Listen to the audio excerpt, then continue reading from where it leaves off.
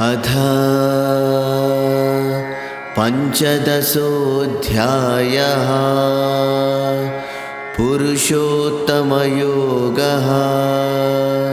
श्रीभगवानुवाच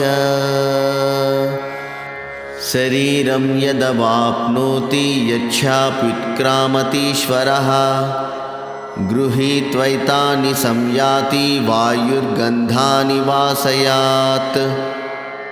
తాత్పర్యము: గాలి ఒక చోటి నుండి మరో చోటికి వెళ్ళేటప్పుడు తనతో పాటు పూల సువాసనలను ఎలా మోసుకెళ్తుందో, అలాగే ఈ దేహానికి యజమాని అయిన జీవుడు ఒక శరీరాన్ని వదిలి మరో శరీరాన్ని పొందేటప్పుడు తనతో పాటు మనస్సును మరియు ఇంద్రియాలను కూడా తీసుకువెళ్తాడు.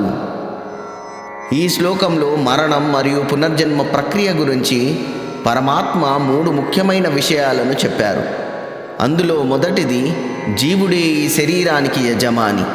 ఇక్కడ జీవుడిని ఈశ్వరః అని సంబోధించారు. అంటే ఈ భౌతిక దేహానికి, ఇంద్రియాలకు జీవుడే యజమాని. యజమాని ఇల్లు మారినట్లుగా జీవుడు శరీరాన్ని మారుస్తాడు. రెండవది, గాలి మరియు సువాసన ఉదాహరణ. గాలి మనకు కనిపించదు, కానీ అది తోట మీదుగా వీచినప్పుడు పూల వాసనను మోసుకెళ్తుంది.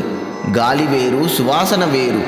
అలాగే జీవుడు వేరు, మనస్సులోని సంస్కారాలు అనగా కోరికలు, అలవాట్లు వేరు. జీవుడు శరీరాన్ని వదిలేటప్పుడు తన వెంట తన పాత సంస్కారాలను, ఇంద్రియ శక్తులను సూక్ష్మ రూపంలో తీసుకువెళ్తాడు. మూడవది, సూక్ష్మ శరీరం. మనం మరణించినప్పుడు కేవలము స్థూల శరీరం అనగా పంచభూతాలతో చేసిన ఈ దేహం మాత్రమే ఇక్కడ మిగిలిపోతుంది. కానీ మనస్సు, బుద్ధి, అహంకారం మరియు ఇంద్రియ శక్తులతో కూడిన సూక్ష్మ శరీరం ఆత్మతో పాటే ప్రయాణిస్తుంది.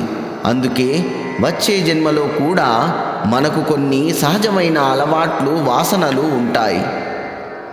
ఈ శ్లోకం మనకు ఏం నేర్పుతుంది అంటే, మనం ఈ జన్మలో చేసే ఆలోచనలు, పొందే జ్ఞానం వృధా పోవు.